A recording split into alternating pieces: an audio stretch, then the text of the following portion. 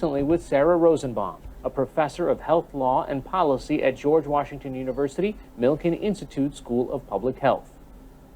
Sarah Rosenbaum, thanks for joining us. So let's first talk about Kentucky. It was poised to be the first state in the country to add work requirements for some Medicaid recipients, but just days before taking effect, a judge blocked the new rules. Why? Kentucky's proposal, like the proposals in other states, really boiled down to removing people from Medicaid. The state by itself projected a 15% drop in Medicaid beneficiaries, and what the judge said was, you haven't shown us how an experiment on the poor that removes tens of thousands of people from the Medicaid program furthers the objections of the Medicaid program, so you haven't done your job under the law. You have to go back and explain why removing coverage from people furthers the objectives of Medicaid. All right, let's talk a little bit about that.